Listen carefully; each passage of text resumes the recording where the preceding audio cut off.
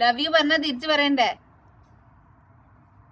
അങ്ങനെ love you to ഒക്കെ പറഞ്ഞ് കാവടി തുള്ളി പോയ ആൾ പോയി അതേ സ്പീഡിൽ തിരിച്ചു പോന്നു. കാരണം എന്താണെന്ന് പറയട്ടെ, എന്ത് ചെയ്യാൻ, ഭാര്യയോടുള്ള അമിതമായ പ്രണയം എന്ന് പറയണമെന്നൊക്കെ എനിക്ക് ആഗ്രഹമുണ്ട്. പക്ഷേ ഇതൊന്നുമല്ല. പുള്ളിക്ക് ചെറിയൊരു ഓഫീസ് പാർട്ടി സെറ്റപ്പ് ഉണ്ടായിരുന്നേ.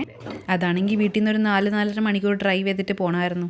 4-4.5 മണിക്കൂർ ഒറ്റയ്ക്ക് ഡ്രൈവ് ചെയ്ത് പോകാനുള്ള മുഷിപ്പ് കാരണം എന്നെയും കൂടെ കൂട്ടി. എന്നിട്ട് എന്നെ എൻ്റെ ഒരു ഫ്രണ്ടിൻ്റെ വീട്ടിലേക്ക് ഇറക്കി വിട്ടിട്ട് പുള്ളിക്കാരൻ പോയി. പക്ഷെ അതൊരു കണക്കിന് എന്തുകൊണ്ടും നല്ലൊരു തീരുമാനമായിരുന്നു. കാരണം നമുക്കൊരു മീ ടൈമൊക്കെ വേണ്ടേ. അങ്ങനെ രാത്രി സിനിമയൊക്കെ കണ്ട് നല്ല ഫുഡൊക്കെ കഴിച്ച് ഞാൻ ഫ്രണ്ട്സിൻ്റെ കൂടെ ചിലവഴിച്ചപ്പോൾ ഞാൻ വിചാരിച്ചു അതായിരുന്നു അടിപൊളി സ്റ്റേ എന്ന്.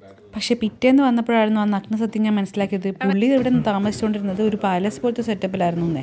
ഇത്ര അടിപൊളി സെറ്റപ്പിലൊക്കെ നിൽക്കുമ്പോൾ ഫാമിലി ഒന്നും ഇല്ലാതെ നിൽക്കുമ്പോൾ എന്തൊരു കോണം, ഒരു രസം ഉണ്ടാവില്ല അല്ലേ? അതും പറഞ്ഞ് ഒരു മൂലയിൽ മാറിയിരുന്ന് കരയുന്നുണ്ട്. ആര്? എൻ്റെ മനസ്സ്.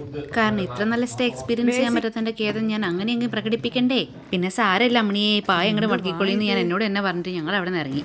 അങ്ങനെ അവിടെ നിന്ന് ഇറങ്ങി ഞങ്ങൾ അടുത്ത പരിപാടി എന്താണെന്ന് കാര്യമായി വലിയ പ്ലാനൊന്നും ചെയ്യാത്തതുകൊണ്ട് ആസ് യൂഷ്വൽ എല്ലാവരും ചെയ്യുന്ന കാര്യം തന്നെ നമ്മളും ചെയ്തു.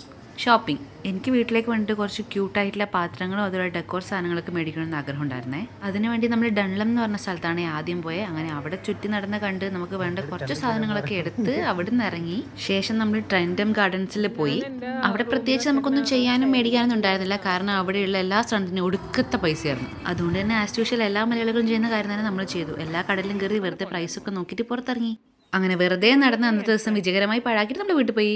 അല്ലെങ്കിലും പ്ലാൻ ചെയ്യാതെ ചെയ്യുന്ന കാര്യങ്ങളൊക്കെ ഇങ്ങനെയൊക്കെ തന്നെയല്ലേ അവസാനിക്കത്തുള്ളൂ അല്ലേ? അപ്പം ശരി, എന്നാൽ ഇനി 4 മണിക്കൂർ ഡ്രൈവ് ചെയ്തിട്ട് വേണം വീട്ടിലെത്താൻ. അപ്പം അത്രേ ഉള്ളൂ. ടാറ്റാ.